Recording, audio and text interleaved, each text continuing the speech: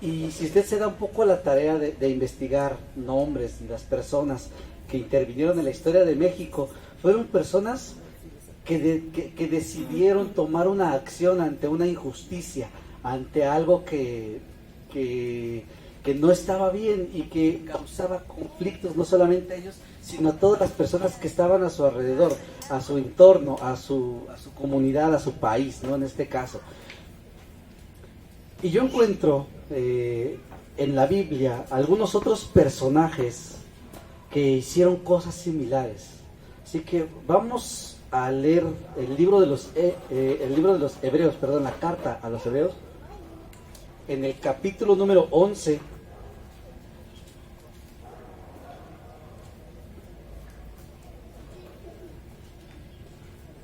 Hebreos 11:33, y dice así en la versión Reina Valera: estas personas de las que estoy comentando, dice que por fe conquistaron reinos, hicieron justicia, alcanzaron promesas, taparon bocas de leones, apagaron fuegos impetuosos, evitaron filo de espada, sacaron fuerzas de debilidad, los extranjeros.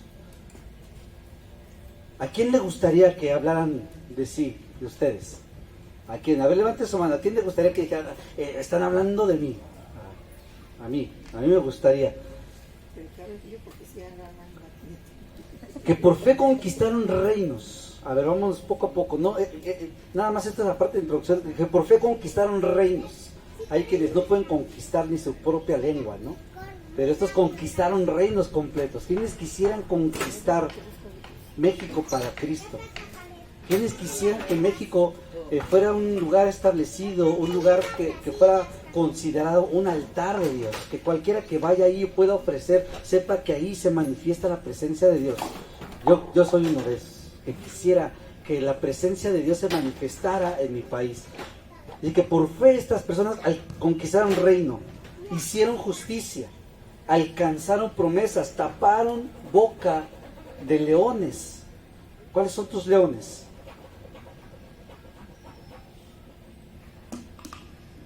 Apagaron fuegos impetuosos, evitaron filo de espada, sacaron fuerzas de debilidad, se hicieron fuertes en batallas.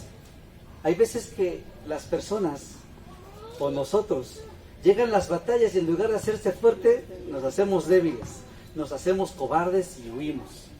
Pero aquí dice que estas personas se hicieron fuertes en batallas y pusieron en fuga ejércitos extranjeros, hicieron que ejércitos extranjeros escaparan, huyeran. ¿Y quiénes fueron todas estas personas? Bueno, al principio de la carta a los Hebreos, en el capítulo número 11, se empieza a hacer un listado de varios personajes que fueron los que alcanzaron todo este tipo de proezas. Y se habla acerca de Abel, de Enoc, se habla acerca de Noé, de Abraham, se habla acerca de Sara, no sé, se habla acerca de Moisés, se habla acerca de Jacob, se habla acerca de muchísimos. Y el versículo 32 dice: ¿y qué más digo? Porque tiempo me faltaría contando de Gedeón, de Barak, de Sansón, de Jefté, de David, así como de Samuel y de los profetas. Estas personas alcanzaron todo este tipo de proezas. ¿Por qué? Y lo acabamos de leer en el versículo 33. ¿Por qué? Por fe. Aquí dice que por fe lo alcanzaron. Dice que por fe lo pudieron lograr. Pero ¿qué es la fe? ¿Realmente qué es la fe? Y cuando preguntamos ¿qué es la fe?, ¿qué es lo que normalmente contestamos? ¿Qué es lo que contestamos? Hasta de memoria muchos se la saben, ¿no? ¿Qué es lo que contestamos? Y luego como que me lo sé de memoria, pero lo voy a buscar en el versículo 1 del capítulo 11, ¿no? Y dice: es pues la fe, la certeza de lo que se espera, la convicción de lo que no se ve. Allí dice que eso es la fe. Sin embargo, yo quiero comentarte que esto que muchos han tomado como la definición más certera que la Biblia puede ofrecer acerca de la fe, unos lo toman como un himno a la fe. Ellos dicen que la fe es esto y no es otra cosa. Esto, la Biblia dice, la Biblia es y eso es. Entonces dice que la fe es la certeza de lo que se espera, la convicción de lo que no se ve. Sin embargo, si nosotros tomamos de forma literal lo que dice este versículo, dice que es la fe, la certeza de lo que se espera. Y cuando escuchamos la palabra que espera, ¿qué es lo que hacen normalmente? Esperar. Y cuando la gente espera, ¿qué es lo que está haciendo? Está formando una actitud pasiva acerca de algo. Cuando tú dices, si te pones de acuerdo con alguien, te quedas de ver en una estación del metro para ir juntos en algún lugar, te quedas en el metro y dices, yo ya estoy aquí, estoy esperando a que él venga. Tú no te mueves de tu lugar, tú no tomas el metro y dices, bueno, lo estoy esperando, pero yo ya me moví de mi lugar. La espera nos lleva a una posición de inactividad. Y a veces eso es lo que nosotros hemos considerado como la fe.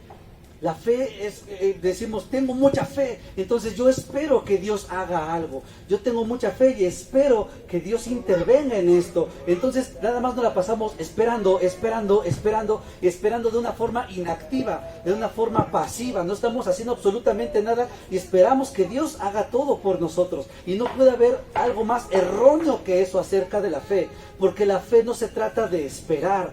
Dice que nosotros estamos esperando.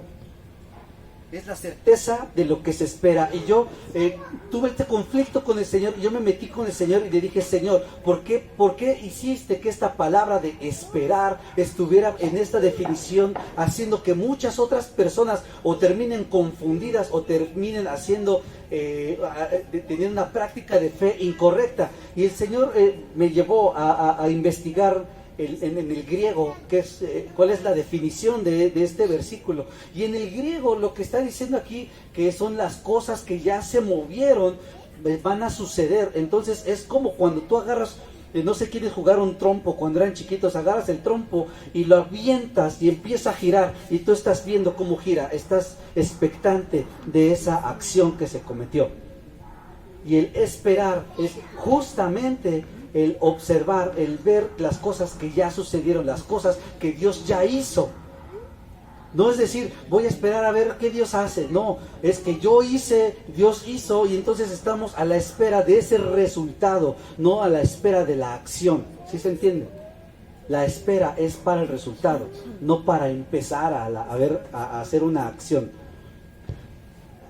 Esa sería la definición. Las cosas que ya se hicieron, vamos a esperar a través de algo que no podemos nosotros observar. Eso es lo que define, en palabras más, palabras menos, lo que dice el griego. Entonces, ¿qué es lo que tenemos que hacer nosotros? Tenemos que definir o redefinir qué es lo que es la fe. Entonces vamos a definir primero qué es lo que no es la fe. La fe no es creer, porque parecieran ser dos cosas similares. Incluso también mucha gente se puede confundir en que es la fe lo mismo que creer. Y creer no es lo mismo. Están basados en una palabra muy importante, que es la confianza. Y nosotros podemos poner la confianza como base para la fe y la base para creer. Podemos creer en algo a base de una confianza. Entonces, cuando confundimos la fe con creer, tenemos que saber entonces qué es lo que significa creer. Creer es un pensamiento a nivel intelectual que podemos adquirir mediante alguna información, una explicación o una muestra comprobable o visible. Es decir, si alguien te da una información que tú puedes comprobar, que es visible, tú puedes creer en esto. Es algo a nivel emocional, a nivel intelectual, es a nivel de tu mente. El creer en algo, el creer algo, eso va en base a tu propia convicción en tu mente. Pero ¿qué es la fe? Es una decisión a la opción que con seguridad y convicción ejecutamos mediante alguna información, explicación o muestra, aunque no lo podamos comprobar o no sea visible. Un ejemplo, nosotros creemos que el hombre llegó a la luna. No tenemos fe que el hombre llegó a la luna. ¿Por qué creemos que el hombre llegó a la luna? Pues porque hay evidencias, hay testimonios, hay documentales, hay explicación de muchísimas personas que nos aseguran. De hecho, hay una transmisión en televisión en vivo de ese año, ¿no?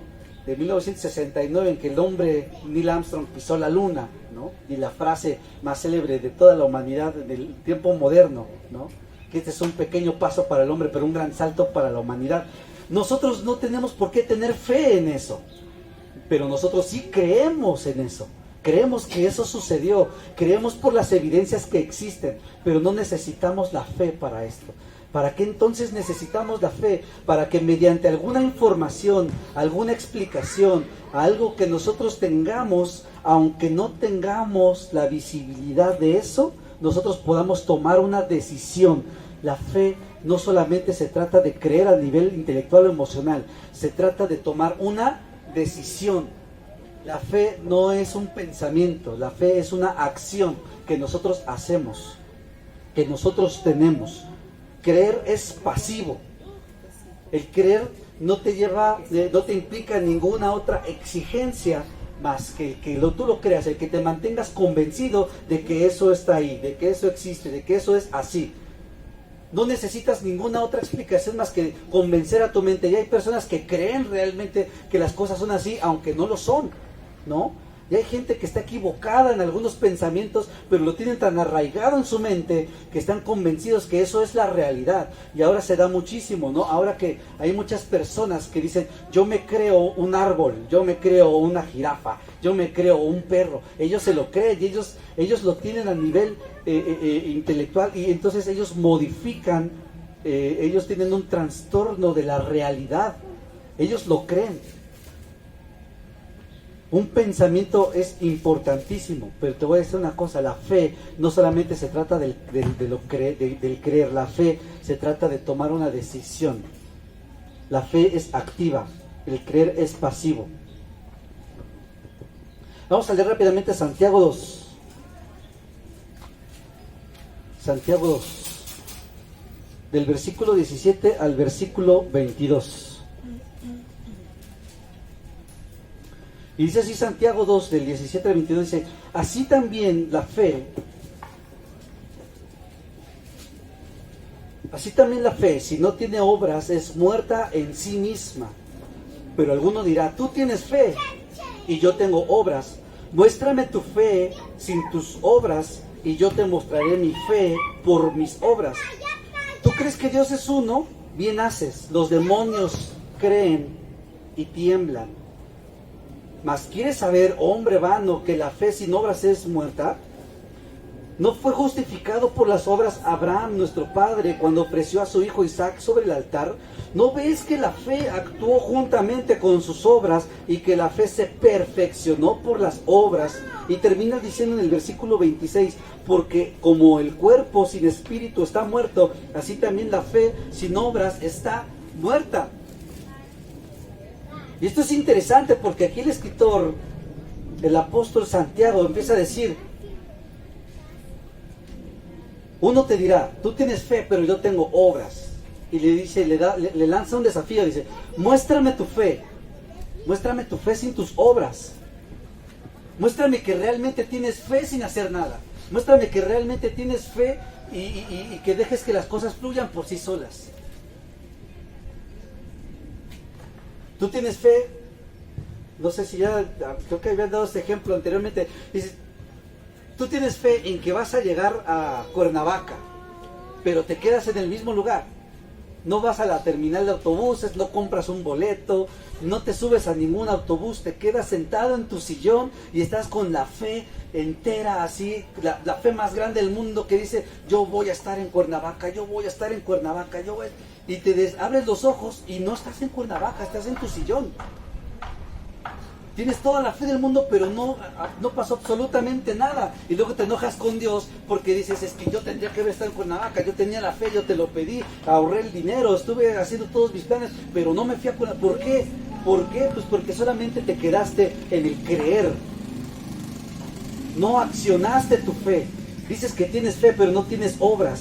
Dices que tú eres capaz de hacerlo, pero en realidad no lo haces. Tú dices que tú tienes plena confianza en Dios, pero no haces nada de lo que Dios te haya dicho que tú tengas que hacer. Y si Dios te dijo que tú tienes toda la capacidad para poder echar fuera demonios, para poder sanar enfermos, para poder hacer los milagros que Él hizo. Y Él dice, las cosas que yo he hecho, ustedes también las van a poder hacer, y aún mayores, porque yo voy al Padre. Pero ¿por qué solamente nos quedamos en el creer en eso? Y no realmente activamos nuestra fe y decimos, si Él dijo que yo lo puedo hacer, realmente lo puedo hacer. Solamente lo creo. Y cuando dicen, ¿quién cree que lo puede hacer? Decimos, yo lo creo, sí, yo también lo creo. Y lo que acabamos de leer, que dicen, ¿qué crees? Los demonios también creen y tiemblan, porque los demonios también tienen que creer en algo, y los demonios también creen en Dios. Aquellos que digan, no, es que es un demonio, y no, los demonios también creen en Dios. Y aquellos que dicen, es que en las iglesias no viene ningún demonio. Hemos visto cantidad de endemoniados en una iglesia, hermano, porque los demonios también van a la iglesia. Pero no nos sirve el creer, nos sirve tener una fe, y una fe activa. Y aquí dice, los demonios también creen y tiemblan, dice el versículo 20, mas quieres saber, hombre vano, que la fe sin obras es muerta. Otra versión dice, y aún así te quieres convencer de que no necesitas obras para tu fe. Aún así te quieres convencer, aún así te estás aferrando a seguir creyendo en lo mismo. No fue justificado, es una pregunta retórica en la que conocemos perfectamente la respuesta. Dice, no fue justificado por las obras a Abraham, que fue considerado el padre de la fe. Sin embargo es el padre de la fe. ¿Pero qué fue lo que lo movió? La acción. Abraham, nuestro padre, dice, no fue justificado cuando ofreció a su hijo Isaac en el altar. ¿No ves que la fe actuó juntamente con sus obras, y que es la fe la que se perfeccionó por las obras? La fe se puede perfeccionar, por supuesto que se puede perfeccionar, pero ¿a base de qué? A base de ejecutar nuestra fe, a base de llevar por obra lo que nosotros hemos visto y hemos aprendido. Si usted solamente se está yendo por la pura información, qué bueno, felicidades, pero usted se va a quedar estacionado en ese lugar. Tenemos que ir más allá, tenemos que ir a comprobar qué es lo que es esta fe. Quiero regresar al libro, a la carta de los Hebreos, en el capítulo número 11. Porque la fe es lo que nos impulsa, es un impulso que nos lleva a tomar una decisión. Aunque no tengamos una garantía que vamos a obtener los resultados que esperamos. Porque ese resultado lo veremos en el futuro. No lo estamos viendo ni en el pasado ni en el presente. Esos resultados los vamos a ver en el futuro. Y cuando nosotros tenemos la fe de que vamos a ir a Cuernavaca y tomamos entonces el autobús, tomamos el autobús ¿por qué? Porque tenemos fe. No lo estoy tomando porque ya estoy en Cuernavaca. No, lo estoy tomando porque yo sé que llegaré allá. Y cuando llegue el momento, yo estaré allí. Esa es la parte de la espera a la que se refiere Hebreos. Sin embargo, ¿qué es lo que tengo que hacer? Primero tengo que hacer una acción para que eso se pueda cumplir. Tengo que tomar una decisión. ¿Cuántas decisiones tomas al día? Dicen que una persona adulta en promedio puede llegar a tomar hasta 8,000 decisiones, entre 5,000 a 8,000 decisiones al día.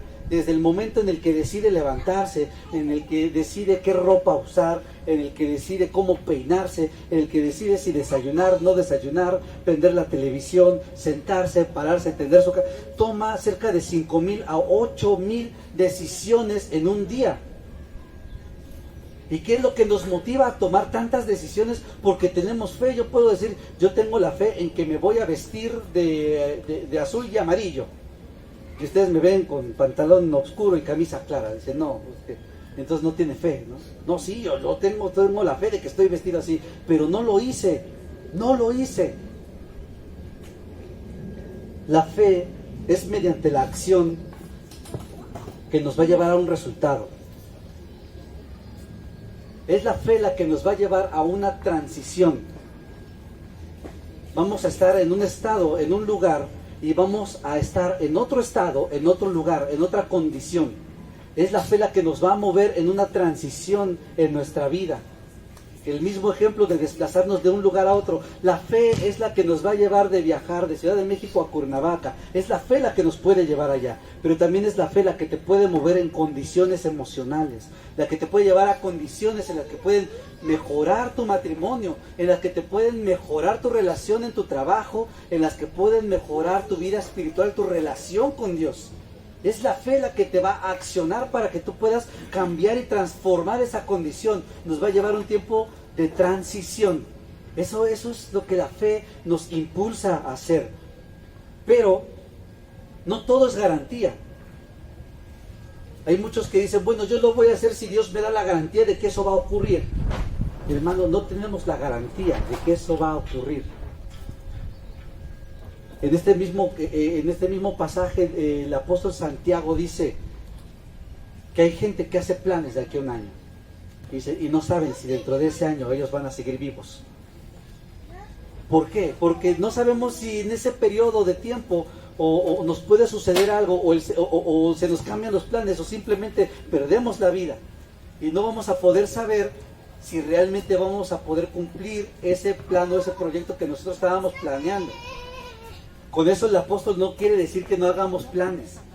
Con eso quiere decir que nosotros tenemos que tener la fe y que tenemos que estar convencidos de que no porque nosotros tomemos una decisión quiere decir que las cosas van a suceder de esa misma forma. La palabra de Dios dice que los pensamientos del hombre son unos, pero el Señor sopesa su intención, y que nuestros caminos que al hombre le parecen justos, para Dios pueden ser caminos de maldad.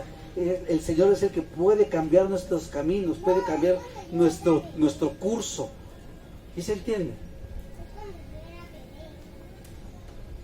Dice en Hebreos 11, del 13 al 16. Conforme a la fe, murieron todos estos sin haber recibido lo prometido, sino mirando de lejos. ¿Mirando de dónde? De lejos. Y que creyéndolo y saludándolo y confesando que eran extranjeros y peregrinos sobre la tierra. Porque los que esto dicen claramente dan a entender que buscan una patria. ¿Una qué? Patria. Una patria. Pues si hubiesen estado pensando en aquella de donde salieron, ciertamente tenían tiempo de volver, de regresar. Pero anhelaban una mejor, esto es, celestial, por lo cual Dios no se avergüenza de llamarse Dios de ellos, porque les ha preparado una ciudad.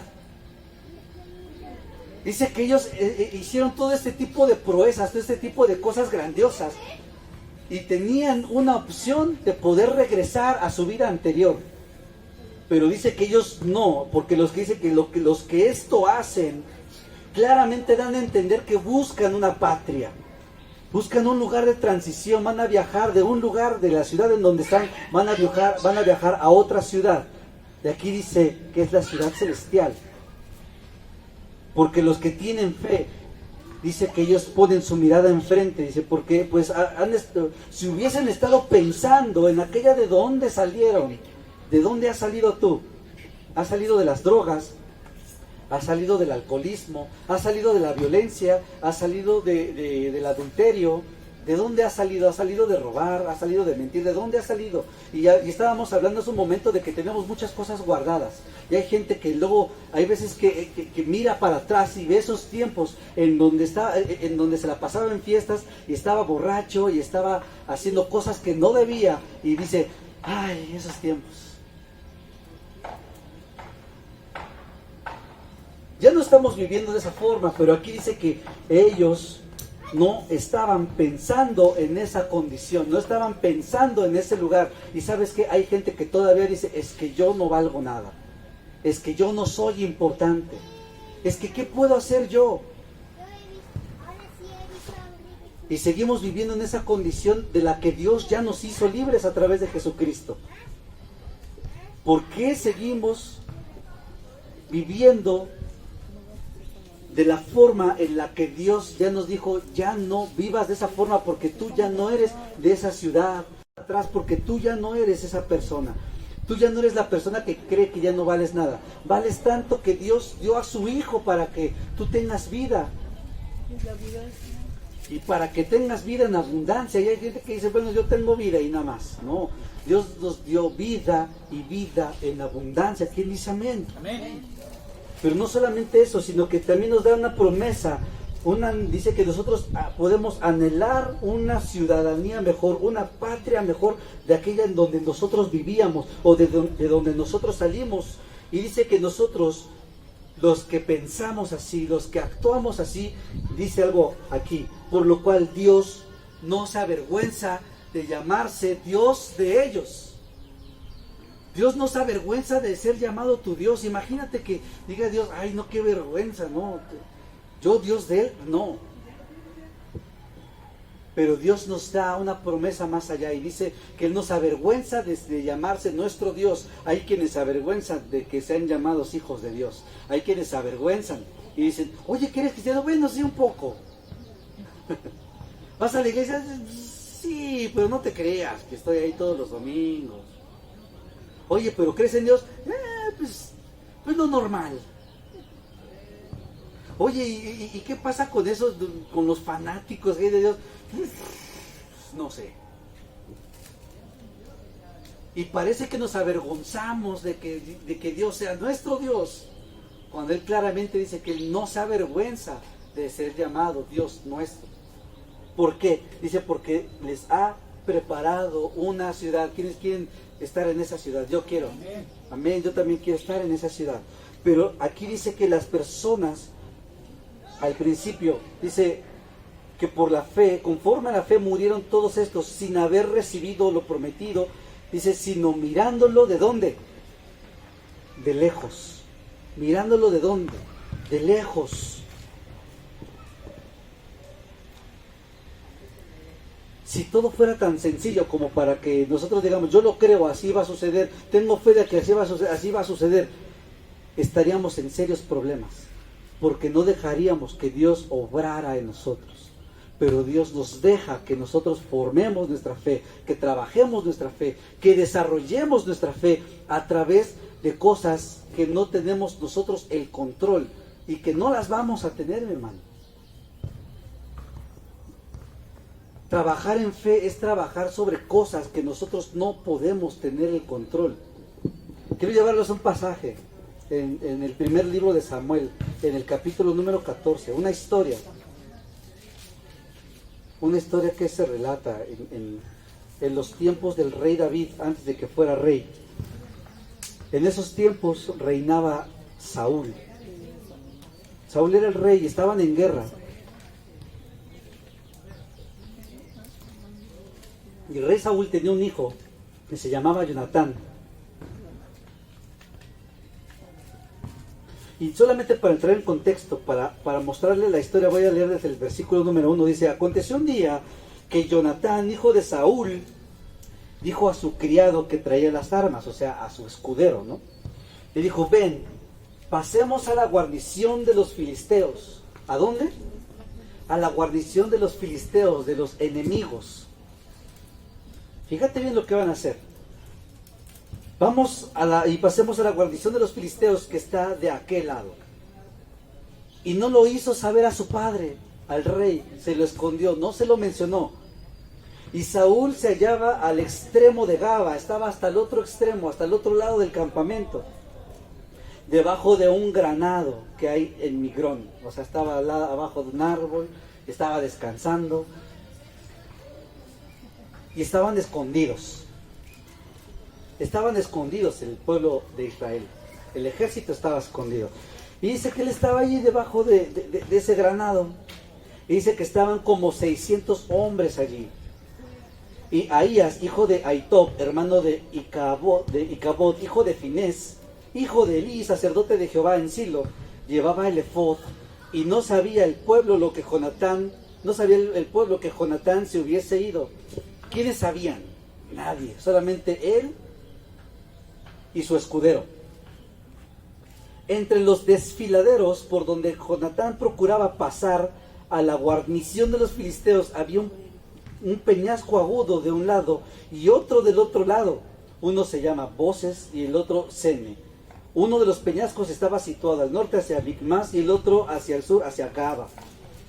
Dijo, pues, Jonatán a su paje de armas. Ven, pasemos a la guarnición de estos incircuncisos. Quizá, otra vez, repite conmigo, quizá haga algo Jehová por nosotros. No es difícil para Jehová salvar con muchos o con pocos. ¿Qué fue lo que dijo? Vamos y pasemos para allá. Quizá Dios nos ayude, quizá Dios haga algo por nosotros. Él no tenía la seguridad de que realmente fueran a ser salvados, pero él estaba convencido de algo. Él decía, para Dios no es imposible salvar con muchos o con pocos, pero aún así él dijo, quizá Dios haga algo. Aún así lo hizo ¿con qué? Con fe, por la fe que él tenía. Él no oró y dijo, Señor, dame una garantía de que esto va a ser así. Él dijo, yo voy a ir. ¿Qué va a suceder? No lo sé, no lo tengo. Yo no soy adivino del futuro, pero yo lo voy a hacer y quizá Dios haga algo por mi ejército. Yo lo voy a hacer y quizá Dios haga algo por mi matrimonio, porque para Dios no hay imposible para salvar con muchos o con pocos. Quizá Dios haga algo con mi hijo que se está perdiendo en las drogas o que se está perdiendo. Es ladrón, yo no sé cuál sea la condición que tengas tú ahorita. Quizá Dios haga algo en tu trabajo, quizá Dios haga algo con ese estado financiero que tú tienes ahorita, pero tú tienes que hacer algo por fe y tienes que enfrentar al enemigo justo por el medio, porque dice que había un peñasco de un lado y había otro peñasco de un lado y ellos tenían que pasar por el medio, ellos tenían que pasar entre esos dos para llegar del otro lado. Ellos iban a enfrentar al enemigo, ellos dos solos, con la fe. Ellos no tenían la garantía, es más, tenían todas las oportunidades para perder. Sin embargo, sigue el relato adelante y sigue diciendo que él dice, voy a poner esta señal, si nosotros pasamos, porque vamos a pasar enfrente de los filisteos, enfrente del enemigo, nos van a ver, y cuando nos vean, si ellos nos dicen, espérate allí, nos vamos a esperar. Pero si ellos nos dicen, hey, ven acá, es cuando nosotros sabremos que Dios nos lo ha dado en nuestra mano. Y entonces dice que ellos estuvieron allí y que fueron vistos por el enemigo, y cuando el enemigo los vio, no les dijo esperen, no les dijo quédense inactivos. Le dijo, ven acá. Entonces ellos, dice que empezaron a subir por un pequeño lugar, un peñasco, y que llegaron los enemigos y que los iban a matar, y ellos dos mataron, dice que a más de 20 hombres. Ellos no se quedaron a la espera, tengo fe que me voy a quedar aquí sin hacer nada. Ellos dicen que esa fe la activaron y entonces pudieron enfrentar a su enemigo y lo derrotaron. ¿Qué dice? Gloria a Dios. Amén. Ellos pudieron derrotar a su enemigo y solamente tenían garantía aún, quizá Dios haga algo. Ellos no tenían una garantía de nada, sin embargo enfrentaron a su enemigo. ¿Cuál es tu enemigo al que no quieres enfrentar? ¿Por qué dices que te falta fe? Y cuando llegues allá, y si tu enemigo te dice, ay, quédate allí, quietecito, entonces, no, aquí me voy a quedar quietecito. No, vas a enfrentar a tu enemigo con toda la fe de un quizá, con toda la fe y con todo el poder de un tal vez.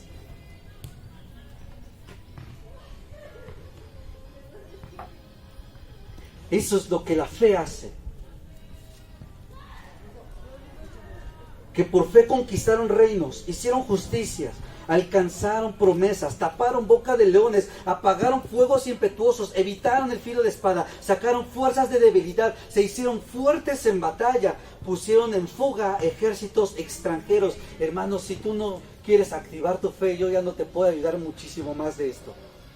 Te estoy dando todas las herramientas necesarias para que tú actives la fe. Y dice que es una fe que vamos a trabajar solamente por el quizá.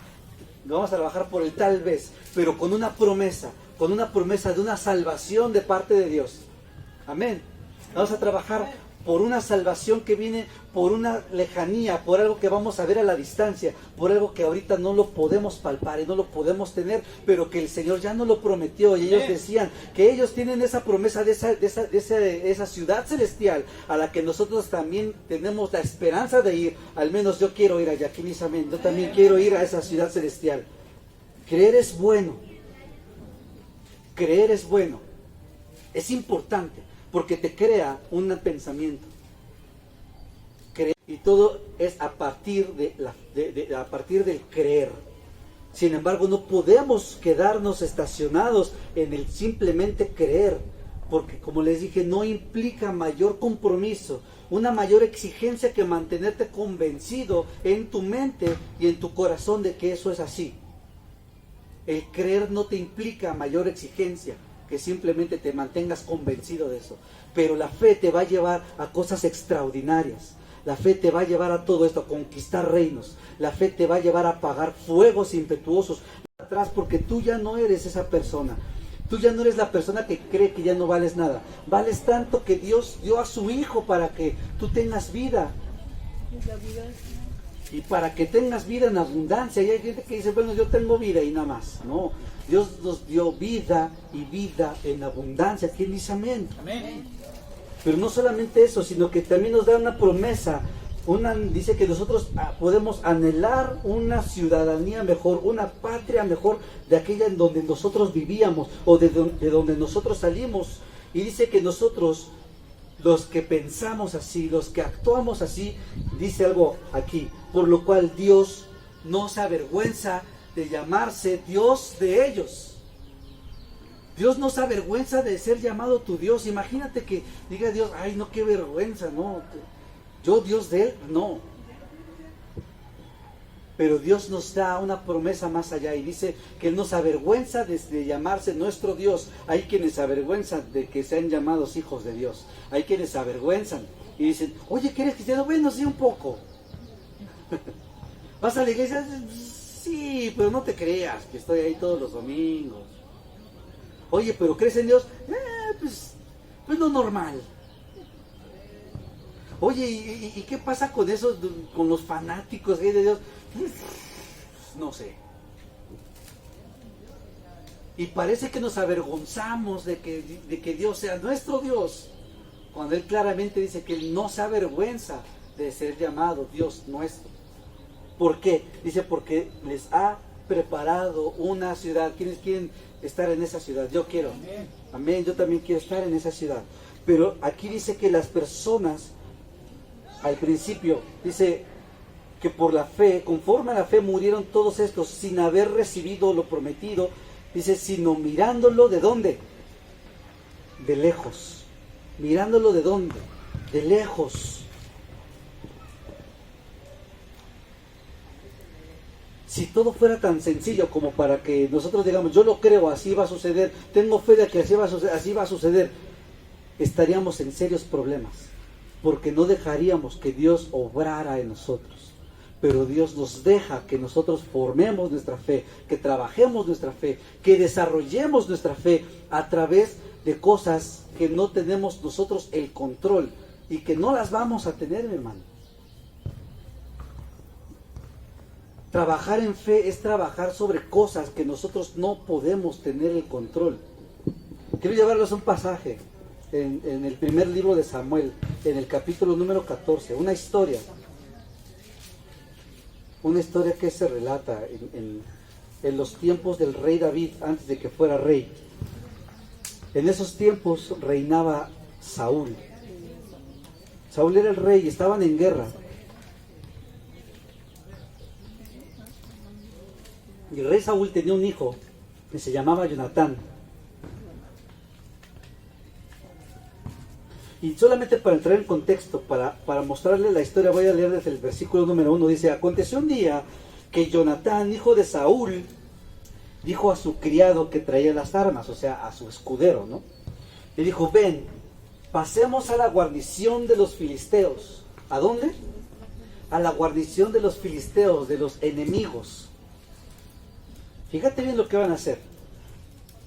Vamos y pasemos a la guarnición de los filisteos que está de aquel lado. Y no lo hizo saber a su padre, al rey, se lo escondió, no se lo mencionó. Y Saúl se hallaba al extremo de Gaba, estaba hasta el otro extremo, hasta el otro lado del campamento, debajo de un granado que hay en Migrón. O sea, estaba abajo de un árbol, estaba descansando. Y estaban escondidos el pueblo de Israel. El ejército estaba escondido. Y dice que él estaba allí debajo de ese granado. Y dice que estaban como 600 hombres allí. Y Ahías, hijo de Aitob, hermano de Icabod, hijo de Finés, hijo de Elí, sacerdote de Jehová en Silo, llevaba el efod, y no sabía el pueblo lo que Jonatán, no sabía el pueblo que Jonatán se hubiese ido. ¿Quiénes sabían? Nadie, solamente él y su escudero. Entre los desfiladeros por donde Jonatán procuraba pasar a la guarnición de los filisteos había un peñasco agudo de un lado y otro del otro lado. Uno se llama Boses y el otro Sene. Uno de los peñascos estaba situado al norte hacia Micmas y el otro hacia el sur hacia Gaba. Dijo pues Jonatán a su paje de armas: ven, pasemos a la guarnición de estos incircuncisos. Quizá, otra vez, repite conmigo, quizá haga algo Jehová por nosotros. No es difícil para Jehová salvar con muchos o con pocos. ¿Qué fue lo que dijo? Vamos y pasemos para allá. Quizá Dios nos ayude, quizá Dios haga algo por nosotros. Él no tenía la seguridad de que realmente fueran a ser salvados, pero él estaba convencido de algo. Él decía: para Dios no es imposible salvar con muchos o con pocos, pero aún así dijo: quizá Dios haga algo. Aún así lo hizo ¿con qué? Con fe, por la fe que él tenía. Él no oró y dijo: Señor, dame una garantía de que esto va a ser así. Él dijo: yo voy a ir. ¿Qué va a suceder? No lo sé, no lo tengo. Yo no soy el adivino del futuro, pero yo lo voy a hacer y quizá Dios haga algo por mi ejército. Yo lo voy a hacer y quizá Dios haga algo por mi matrimonio, porque para Dios no hay imposible para salvar con muchos o con pocos. Quizá Dios haga algo con mi hijo que se está perdiendo en las drogas o que se está perdiendo. Es ladrón, o yo no sé cuál sea la condición que tengas tú ahorita. Quizá Dios haga algo en tu trabajo, quizá Dios haga algo con ese estado financiero que tú tienes ahorita, pero tú tienes que hacer algo por fe y tienes que enfrentar al enemigo justo por el medio, porque dice que había un peñasco de un lado y había otro peñasco de un lado y ellos tenían que pasar por el medio, ellos tenían que pasar entre esos dos para llegar del otro lado. Ellos iban a enfrentar al enemigo, ellos dos solos, con la fe. Ellos no tenían la garantía, es más, tenían todas las oportunidades para perder. Sin embargo, sigue el relato adelante y sigue diciendo que él dice: voy a poner esta señal, si nosotros pasamos, porque vamos a pasar enfrente de los filisteos, enfrente del enemigo, nos van a ver, y cuando nos vean, si ellos nos dicen: espérate allí, nos vamos a esperar. Pero si ellos nos dicen: hey, ven acá, es cuando nosotros sabremos que Dios nos lo ha dado en nuestra mano. Y entonces dice que ellos estuvieron allí y que fueron vistos por el enemigo, y cuando el enemigo los vio, no les dijo: esperen, no les dijo: quédense inactivos. Le dijo: ven acá. Entonces ellos, dice que empezaron a subir por un pequeño lugar, un peñasco, y que llegaron los enemigos y que los iban a matar, y ellos dos mataron, dice que a más de 20 hombres. Ellos no se quedaron a la espera: tengo fe que me voy a quedar aquí sin hacer nada. Ellos dicen que a esa fe la activaron y entonces pudieron enfrentar a su enemigo y lo derrotaron. ¿Qué dice? Gloria a Dios. Amén. Ellos pudieron derrotar a su enemigo y solamente tenían garantía quizá Dios haga algo. Ellos no tenían una garantía de nada, sin embargo enfrentaron a su enemigo. ¿Cuál es tu enemigo al que no quieres enfrentar? ¿Por qué dices que te falta fe? Y cuando llegues allá, y si tu enemigo te dice: ay, quédate allí, quietecito, entonces, no, aquí me voy a quedar quietecito. No, vas a enfrentar a tu enemigo con toda la fe de un quizá, con toda la fe y con todo el poder de un tal vez.